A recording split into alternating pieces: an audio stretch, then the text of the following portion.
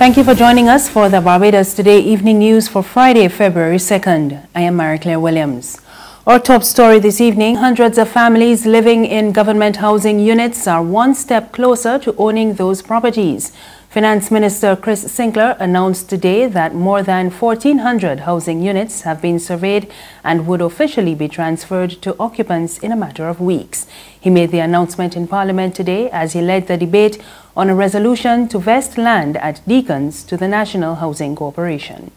We felt that given that these persons who lived in places such as Deacon's Farm, in Ferniehurst, in Rosemont, in Haynesville, in Church Village, in Bonnets, in Silver Hill, and so forth and so on, given the enjoyment of a partnership and a relationship with government, with the Crown, well, in this case with the NHC, that has spanned decades, that it was not something to be frowned upon, in the sense of saying that they should continue to be renters of these estates, these units in these estates ad infinitum and forever, but that we should celebrate it by elevating them beyond that status into a new form of status as homeowners and property owners in the context within Barbadian society.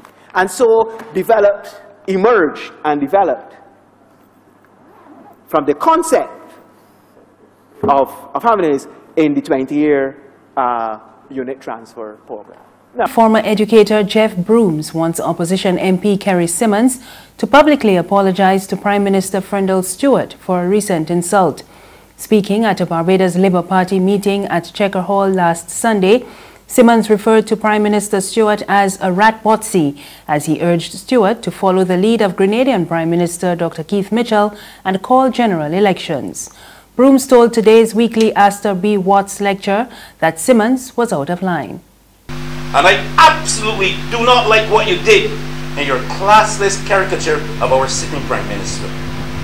You do not have to like the individual, but you must, yes, you must, as a potential leader of this country, respect the office. Not only his, but the one you hold as the one that you're now seeking as well. I am calling on you, Mr. Kerrie Symmonds, to immediately make a public apology to Prime Minister the Honourable Freundel Stuart, or forever hang your head in shame. You are one of our leaders that we expect to be respected by our youth. You are out of line and totally wrong. But in response, Symmonds told Barbados Today he has nothing to apologize for. He accused the Prime Minister of failing the country on key national issues. For the last 2.5 years, 7 parishes of the north of this island have been bereft of continuous and reliable access to running water, a basic human necessity. Freundel Stuart has not visited one single district in the north of the island, touching any of those 7 parishes. She was warned about the repeated failure to maintain the sewage system on the south coast in an appropriate manner, and he refused to take any action, resulting in a situation where 3 of this country's major source markets for tourism have issued health and travel advisories to their residents about coming to Barbados. Barbadians have been having their say on the state of the economy following the report of the Central Bank Governor on the economic performance for 2017. Governor Cleviston Haynes said Wednesday that the economy continues to face challenges due to weak public finances and a drop in international reserves. But some members of the public say they are not impressed with the current state of affairs. It seems like we are left out. Nothing is done for us, right? And I remember when I used to fill my vehicle with $30. That is about a few years ago, right? These days, we're looking at times that like $180. It's just crazy, and prices just continue to hike, right? There much more can say other than I am fed up of the powers that be. if everything you're going to taxation and frighten the investors, so nobody can really bring any income, nobody going to want to invest in Barbados and bring any foreign exchange because everything is taxes. And I say a lot of creativity. All you can think of is taxes. I mean, there's no other thing that you could think of that could bring in money that you could, okay, our vegetables and stuff and our produce is my biggest, our highest import. Well, we can create a situation whereby the farmers could sell back to us and, you know, I mean, create laws, do something for the farmers to help them so that we can buy from ourselves and not importing majority stuff. I mean, I'm just saying that there's a lot of creativity. It's still ways that could be done, that government could do to make money here. I think that where we are now is more concerning than ever because from the time that the economic downturn started, we were being told, okay, well, this year is going to be hard, but next year is going to be better, and next year is going to be better, and next year is going to be better, and every time it's getting worse. And now, I think today the IMF was saying that we had a 0.9% growth last year, and the most that we might do this year is 0.5, and it's not in line with what the rest of the Caribbean is doing. The foreign exchange situation is very, very distressing, and I think we're going to have to start making some really hard decisions about what we import and the direction that we go in terms of the decisions that we have to make economically. I don't think we can tax our way out of a recession. I don't think that that's the way to go. There's regional and international news after this short break.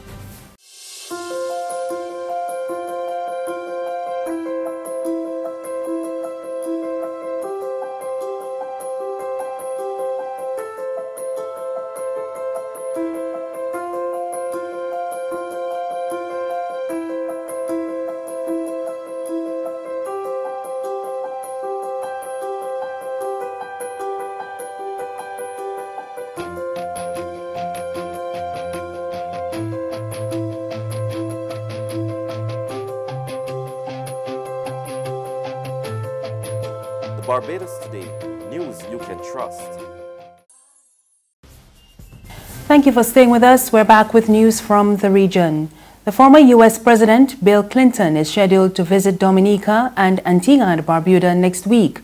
Those countries, as well as Puerto Rico and the U.S. Virgin Islands, were battered by the Category 5 hurricanes Irma and Maria last September.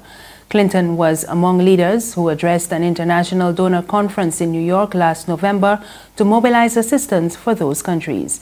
He said the Clinton Foundation will launch an action network on post-disaster recovery following a meeting on Thursday with officials as well as business and civil society leaders from those islands. And on the international scene, U.S. President Donald Trump today approved the release of classified Republican memo that alleges bias against him at the FBI and Justice Department.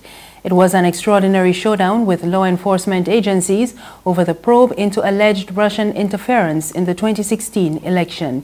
We get the details in this Reuters report. Controversial Republican memo alleging FBI bias against President Trump and the Russia probe has been released. The memo's release over the FBI's objections puts the White House in direct conflict with the nation's top law enforcement agency and its director, Christopher Wray.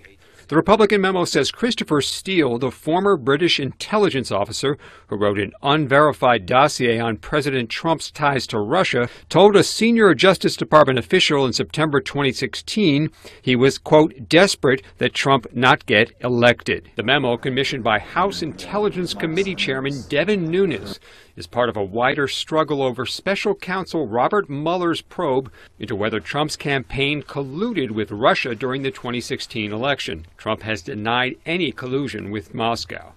The FBI on Wednesday issued a rare public statement charging the memo has, quote, material omissions of fact. Republicans have pushed for the memo's release for weeks, saying it reveals bias in the investigation at the FBI, while Democrats have denounced it as misleading, saying it was a political ploy intended to discredit Mueller's probe. That's news this evening. Remember, there's more on our website, www.barbadostoday.bb. You can also subscribe to our e-paper, email updates, and like us on Facebook. We're on Izumi Media in bus terminals and on Screenplay at supermarkets and gas stations near you. Or you can also tune in to Mix 96.9 FM. I am Marie Claire Williams. Have a good evening.